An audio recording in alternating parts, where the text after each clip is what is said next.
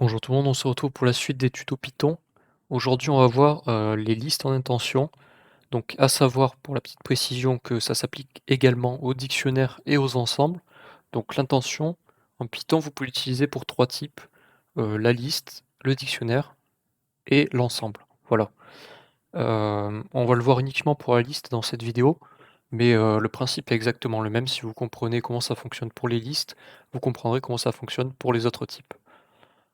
Qu'est-ce que c'est que l'intention en Python? C'est une fonctionnalité, on va dire, qui permet de,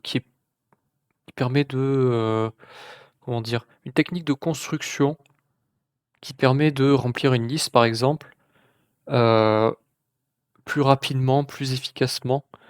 À savoir que l'exécution d'une liste en lorsque vous faites une liste en intention ou lorsque vous faites une boucle for et que vous remplissez votre liste, la liste en intention est plus rapide à être exécutée au niveau, lorsque vous lancez votre code, que vous cliquez sur le bouton ici là. Voilà.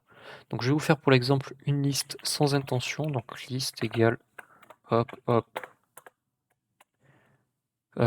donc sans intention on a dit. Intention ça s'écrit avec un S, à savoir. En anglais ça se dit comprehension, donc compréhension, et en français on dit intention. Donc on va faire une boucle for où on va prendre tous les chiffres de 0 à 10, tous les chiffres pairs de 0 à 10 qu'on va mettre dans notre liste. Pour l'exemple, for i in range 11 du coup, if i modulo, donc modulo c'est pourcent, égale 0, list.happen de i,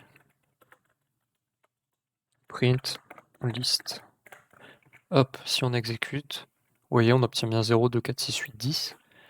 Maintenant on va faire la même chose mais avec intention. Donc avec intention,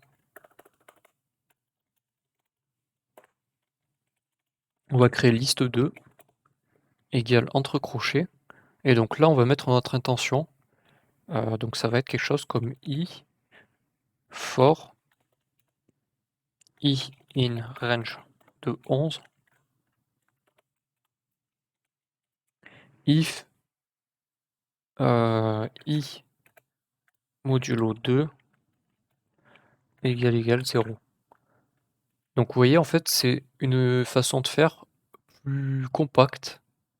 Donc là et là on a exactement la même chose, mais ici ça s'exécutera plus rapidement, c'est sur une seule ligne, donc plus lisible, plus rapide à écrire aussi, et normalement on devrait obtenir exactement le même résultat si je exécute, vous voyez 0, 2, 4, 6, 8, 10. Donc voilà, c'est tout pour les listes en intention.